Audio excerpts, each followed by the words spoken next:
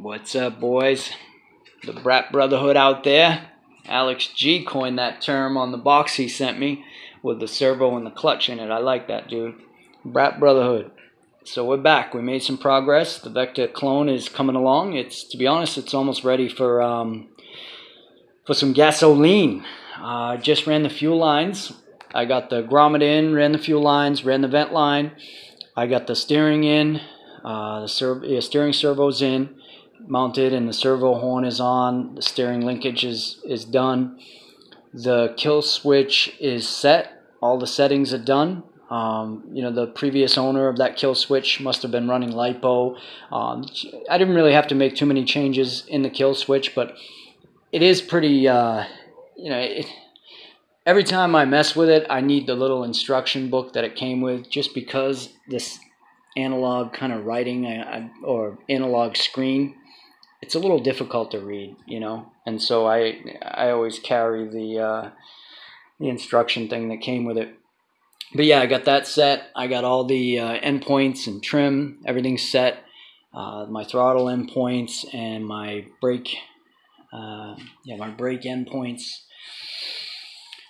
Steering's neutraled out and good. Actually, I apologize. The steering is not. I still have an adjustment to make here.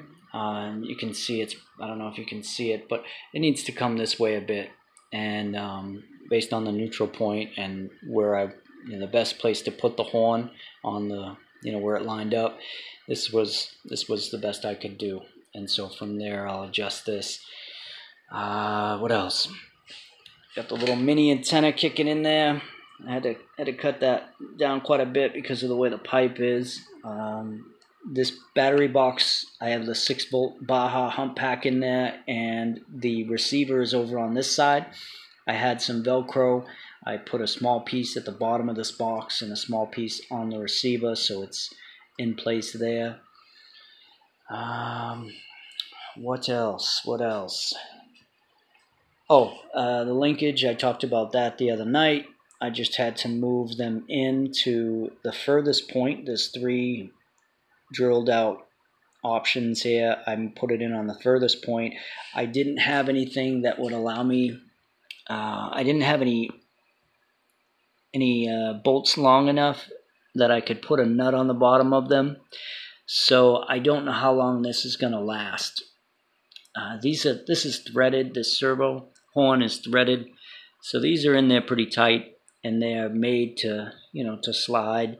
This piece here, but I just don't know. I looked up what the Kraken Vekta uses, and DDM sells is out of stock on one, and then they have another one that looks identical, and it says it's the replacement for the one that they're out of stock with. So I don't know what the deal is with that, but I mean, there's a bunch of options out there. I mean, to be honest, I could probably run a King Motor X2 or a Losi 5T style setup, the one with the little bearings in it. Of course, it would have an additional empty slot here because the King Motor runs the dual brakes, but it would work. I just don't know how long this is going to last. I got the grub screw in the top of the brake cam. So that's good to go. The only thing that it didn't have is normally you have a little rubber piece that's rounded that kind of sits right inside the brake lever, but this didn't have one, and I don't have one lying around to slide onto that rod. It's kind of thick rod too, thicker than my Baja or even the X2. The endpoint's done. Everything's done in the transmitter. The iKilly 2 is all set. All the high temperature settings, the cutoffs, the low voltage cutoffs are all set. Check this out too. This is another thing I had from the King Motor X2. I bought the full force rear fenders, which were a total waste. I mean, they looked cool, but they were just a waste. Those things, I mean, they're cheap. They were like $12 or $15, but they just blew apart. The upper control arm, or A-arm, if you will, it just blew right through it. Blew the plastic apart, and before you know it, they were all warped and destroyed. So, as you can see, the whole ass end of that thing's missing at this point. So, yeah, those are gone. But they came with the mounting brackets that they came with look like this. And I decided initially that I was going to try to run the kill switch wire, hold it away from the engine, and this this temperature wire that runs from the iKilly. But what I did was I kept it away from the throttle linkage, down under the pipe, and I ran it over, and then I mounted one of those right here, so it just runs down and then back up. Because pushing it down, it was too close to the axle. Let me see if I can, I don't know what I did with my little flashlight. Here it is. So yeah, you can see where the axle is. I just didn't want it anywhere near that center axle. Everything is close enough to the engine as it is. I mean, it's like a C here away from the pull stop. You see that? It's crazy.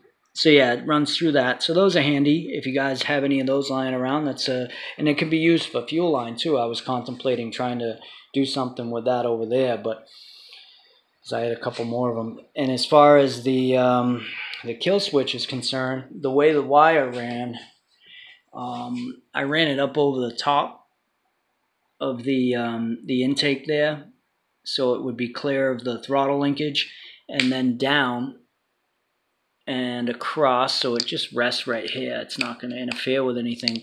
But I did notice that it could interfere up here with the front outdrive and or the steering. So I just put a zip tie, not too tight, but tight enough so there'll be no wire shaping or anything, and it'll just hold it out of the way. And that's where the connection is to disconnect it, up under there.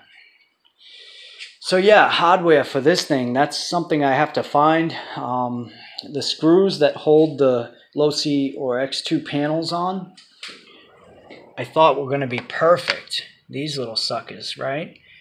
Countersunk. They're just a tad too long, which sucks because I have tons of them, and it would have been, that's all I have that's that size, but they're too long. They bottom out. Yeah, and as you can see, I mean, the way they designed this too, it's so close to the pipe. You know what I mean? That's just like outerwear is getting burnt, I mean, hell, wouldn't be surprised if that filter cover doesn't get melted. Filter's oiled up and ready to go, by the way. Oh yeah, I made the mistake of getting the pipe on, putting everything together. This filter is tricky to get at these bolts, this cap, you know what I'm saying? Because you have to have everything mounted in order to put the cap on. But of course, getting at those bolts can be tricky. Luckily, you can spin this.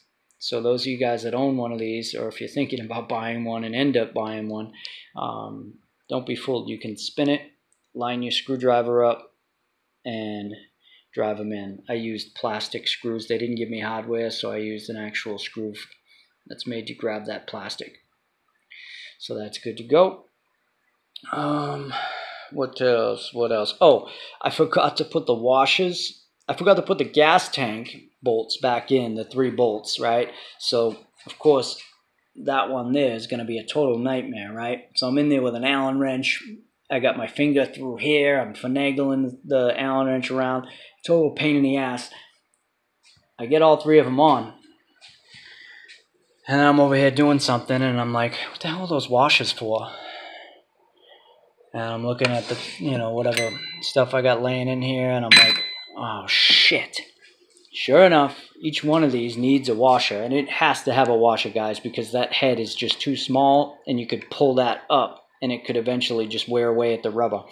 So I had to take that one back out and then put a washer on it. And of course, these ones were easy, but just a total pain in the ass. And one of those things that, you learn. And when you're not following any instructions, these are the types of things that happen. I saw a post on Facebook today. The new Vertigo unit is out. The pre-orders are starting to ship. And that whole Vertigo transmission, the Vertigo gears, it's beautiful looking. And from what I understand, is a complete upgrade for the Vekta. Somebody mentioned recently that they were told that the Ghost Racing G5's transmission has proven better than the Vekta, which, to be honest, I don't know where that information comes from, because there's very little information on the internet as it is about this thing. I mean, if any at all. And there's nobody else that has one that I know of in the U.S. other than the guy that I sold the other one to, the one with the nylon housed axle. And he's not building his yet. At least the last time I talked to him, he hadn't started building his yet. So his too has been sitting for quite a while. But yeah, so there was that, that rumor that the Ghost G5 transmission was made better, or is known to have less issues than the Vekta. So who knows? I mean, I hope that's the case. I really do. I hope the Vektas don't have any issues. I hope that's just some bullshit rumor, because I know a lot of you guys that do have Vektas, you got a lot of hard work, money into it, and you want to have some fun with it. So nobody wants any issues. But that was something I heard, and it had me thinking. I was looking at the Vekta setup, and it was all greased really well. All the gears were greased in the picture, and none of these gears are greased. So I may put some grease in there. I need to buy some nice grease. I don't have any real nice gear grease. Sticky shit. So yeah, I'm going to do that. But also the clear plastic piece that houses this and covers this whole transmission section did not come with this. And of course, the Vekta one will fit it. So I noticed that, believe it or not, Gizmo Motors here in Florida. Everybody knows Gizmo Motors. They make badass little 30.5cc rippers, and they are master boat guys, 5th scale boat guys. Well, they sell the complete lineup of Kraken Vekta replacement parts. They must have bought a couple of Vekta kits and just decided they were going to sell them for parts. So if you go to Gizmo's website, they sell everything, and they have it for really, everything seems really fairly priced. And if anything, underpriced compared to what you see it, priced for elsewhere, eBay or DDM. So check out Gizmo Motors if you're looking for replacement parts for a Vekta, or if you have a G5 by any slim chance. I'm going to pick up that clear plastic cover for what it's worth. You know what I mean? Those gears are wide open in there. Why not? I don't know how much it's actually going to do, but I think it's worth a shot. One thing I wanted to mention, when I got the steering together, prior to putting the steering together, I guess I'll say, it was really tight by hand, really tight without anything connected. And so I decided to loosen this servo saver up.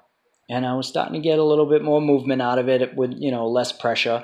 And I went a little bit looser. Still didn't have that kind of just movement, But I don't know the characteristics of this rig. So I just decided, all right, I'll leave it at that. I don't want to go too loose with it, I don't want the thing not to work. So when I got this servo in, I of course powered everything up, and this is only a 6-volt pack, guys, but it's moving quick. But for example, when it turns to the right, it doesn't reset itself back to neutral. It's like it gets to one point and then kind of and just gives up. But the servo doesn't keep crying like it's trying to. It's weird. But if I turn it left, it falls back to the neutral position. Okay. So I don't know. I may have to loosen this up a little bit more. I just actually had to take this whole top plate off, which I didn't realize is really holding the front, which of course I had no way of knowing that, but it's holding this whole front portion of the truck this way. So when you take this plate off, this kind of comes this way. It falls this way a bit. And of course it's mounted to the center chassis brace here. And that's when I disconnected that bolt, I saw things kind of shift a bit. So when you're putting it back together, you kind of have to push this way to make sure all your holes line up. And the reason I took it off is because when I started turning it, I was hearing a clicking. And I'm like, what the hell is that? So I come around to this side because this is where it was coming from. And what it was is this shaft here was moving up and down, like every time I turned it left or right. And I couldn't figure out why. I checked down here to see if there were any, spaces or, washers missing as opposed to the other side. There's nothing there. It's just a bearing inside here and a bearing inside here. And this plate is supposed to crush down on top of it, come down on top of it. Well, that wasn't happening. So every time I turned it, it would go.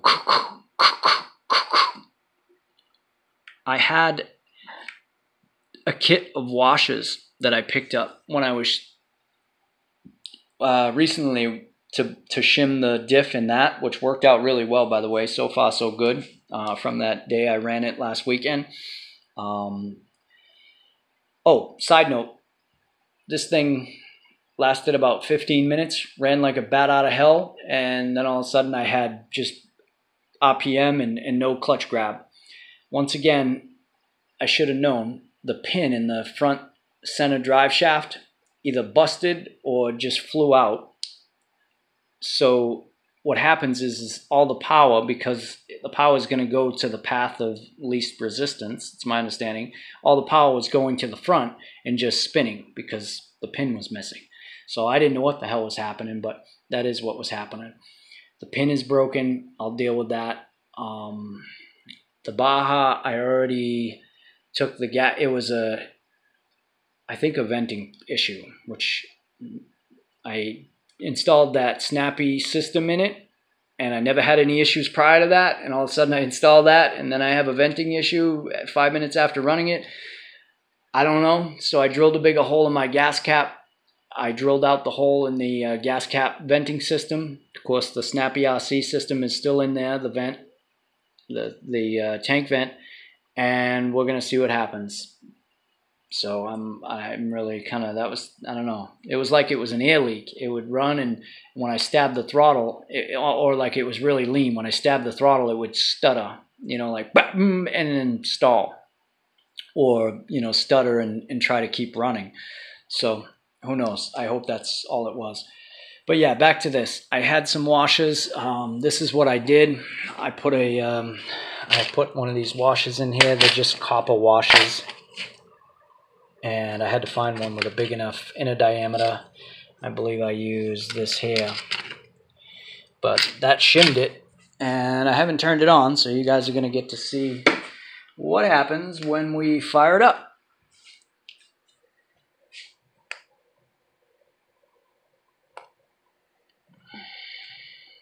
If my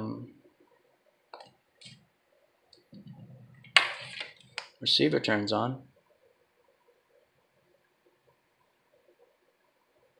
My transmitter, rather.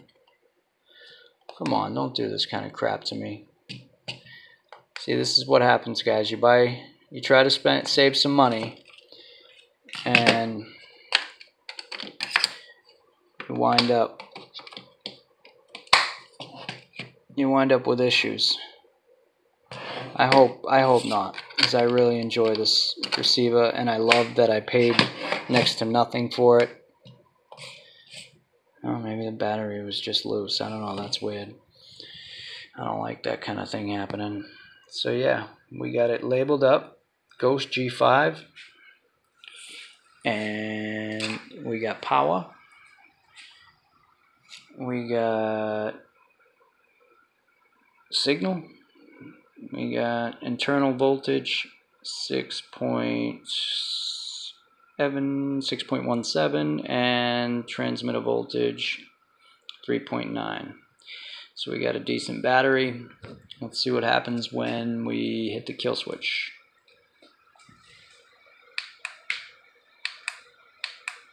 Alright, we're in business there. I set that in switch 1. And throttle. Make sure she's bottoming out over here. Yep. I think I have that set at 80. And brake. Again, I saw that the brakes on this are, they have a spring in them. and it doesn't seem like the Vekta kit comes that way, so that those of you guys that have a Vekta, you might want to consider putting some springs in there. It looks like it might be really easy.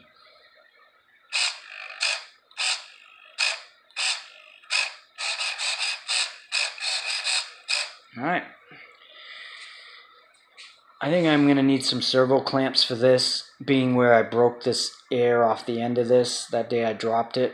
I mean, I got it glued with that really good mixed epoxy stuff. So, but again, when I put this bolt through and tightened it up, I almost want to say I heard a crack. So, I mean, it would probably stay in there really well, even with just 3 bolts, but still. So let's see what happens. Yeah, I got no steering now.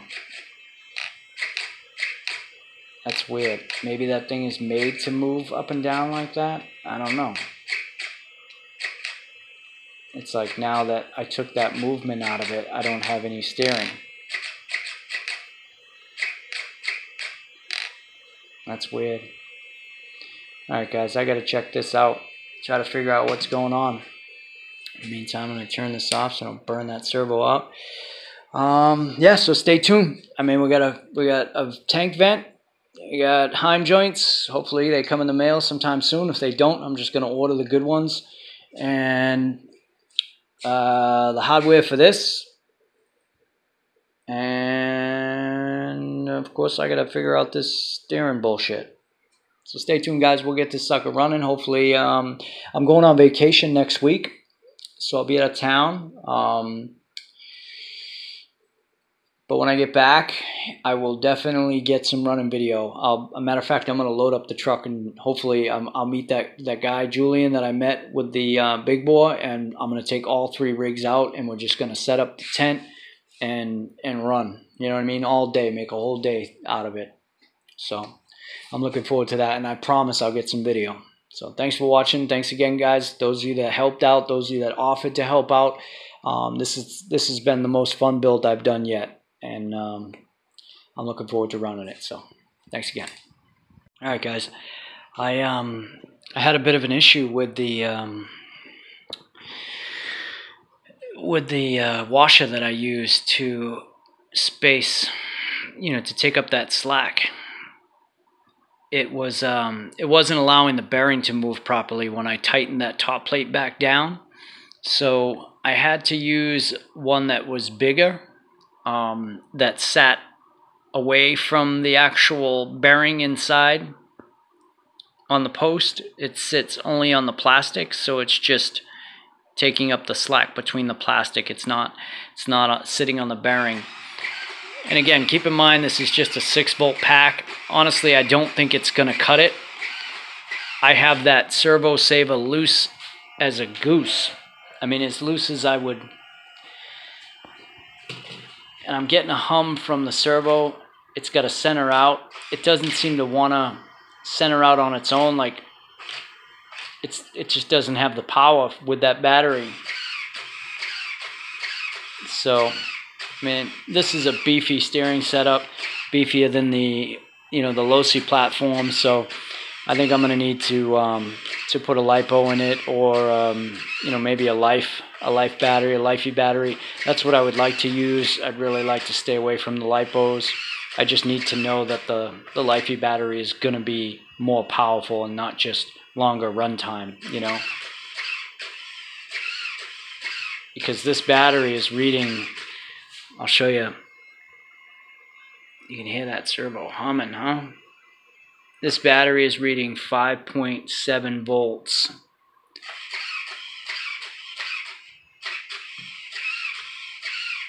As far as, but it's like crying trying to move that sucker. It'll center. It won't center from this location, see? I let go. Oh, I just lost steering altogether. Wow, that was weird.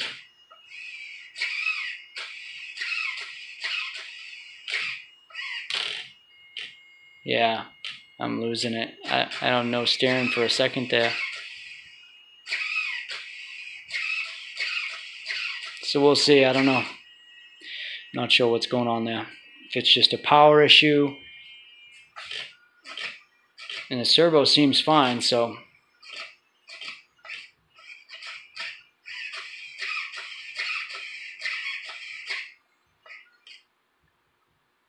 And I kind of have to set it with my hands in order to get it to stop humming.